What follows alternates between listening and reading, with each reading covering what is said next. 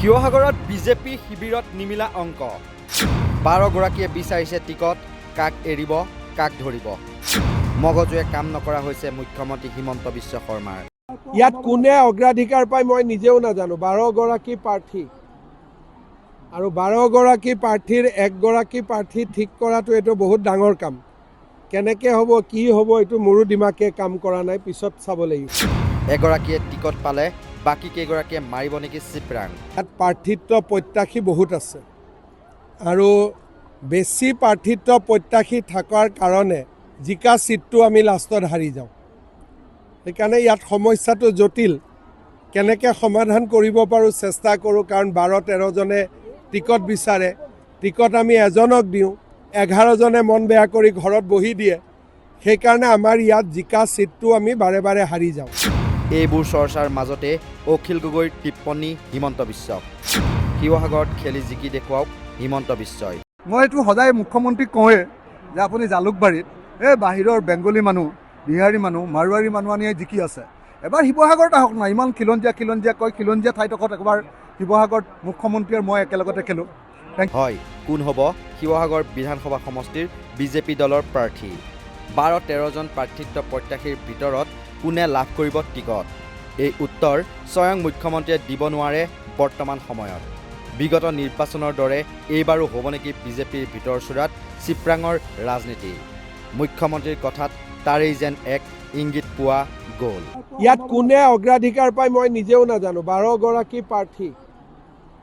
আৰু 12গৰাকী প্ৰাৰ্থীৰ 1গৰাকী প্ৰাৰ্থী ঠিক কৰাটো এটো বহুত ডাঙৰ কাম কেনেকে হ'ব কি হ'ব এটো মোৰো দিমাকে কাম কৰা নাই পিছত চাব লাগিব ইয়াত প্ৰাৰ্থিত্ব প্ৰত্যাশী বহুত আছে আৰু বেছি প্ৰাৰ্থিত্ব প্ৰত্যাশী থকাৰ কাৰণে জিকা সিটটো আমি লাষ্টত হাৰি যাওঁ সেইকাৰণে ইয়াত সমস্যাটো জটিল কেনেকে সমাধান কৰিব পাৰো চেষ্টা কৰো কাৰণ 12-13 জনে টিকট বিচাৰে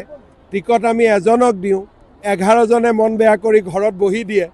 সেইকাৰণে আমাৰ ইয়াত জিকা সিটটো আমি বাৰে বাৰে হাৰি যাওঁ 26ৰ বিধানসভা নিৰ্বাচনৰ দিন যিমানেই চমু চাপি আহিছে ৰাজনৈতিক দলসমূহৰ মাজত বৃদ্ধি পাইছে তৎপৰতা সমগ্ৰ ৰাজ্যৰ ভিতৰতে এক গুৰুত্বপূৰ্ণ সমষ্টি হৈছে শিৱসাগৰ বিধানসভা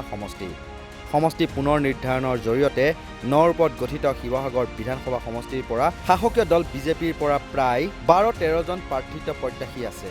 পিছে কোনে পাব প্ৰাৰ্থিত্ব এই কথা এতিয়াও নিশ্চিত নহয় এইবাৰ শিৱসাগৰ সমষ্টিৰ পৰা নিৰ্বাচনত অৱতীৰ্ণ হ'বলৈ মন মেলিছে বহুকেইজন নেতাই তাৰে ভিতৰত আছে থাওৰাৰ প্ৰাক্তন বিধায়ক কুশল দুৱৰী বিধানসভাৰ প্ৰাক্তন অধ্যক্ষ প্ৰয়াত প্ৰণৱ গগৈৰ পুত্ৰ সমীৰ গগৈ যুৱ নেতা লাচিত গগৈ হৰিপ্ৰসন্ন হাজৰিকা বিজেপি অংকিতা দত্ত সুৰভীৰ ৰাজকুঁৱৰী জিলা সভাপতি বিতুপন ৰায়ডঙীয়া ৰাজ্যিক মহিলা আয়োগৰ অধ্যক্ষা বিনীতা শইকীয়াকে ধৰি আন কেইবাজনো পিছে সময়তহে গম পোৱা যাব সন্মানীয় শিৱসাগৰ সমষ্টিৰ বিজেপি দলৰ প্ৰাৰ্থী কোন হ'ব সমগ্ৰ দেশতে বিজেপিৰ ঢৌ চলি থকা সময়তো 2016 আৰু 2021 চনৰ নিৰ্বাচনত শিৱসাগৰ সমষ্টিত দখল কৰিব পৰা নাছিল বিজেপি দলে সেয়েহে এতিয়া সচেতন মহলত চৰ্চা চলিছে নিৰ্বাচনৰ সময়ত শিৱসাগৰত বিজেপিৰ ভিতৰ চুৰাত চিপৰাঙৰ ৰাজনীতি হয় বাবেই সমষ্টিটো আজিলৈকে এবাৰো জয়ৰ মুখ দেখা নাই বিজেপিয়ে এই কথা মুখ্যমন্ত্ৰীয়েও গম পাইছে এতিয়া শিৱসাগৰৰ পৰা পাৰ্শ্বজ্যোতি গগৈৰ প্ৰতিবেদন নৰ্থ ইষ্ট নাও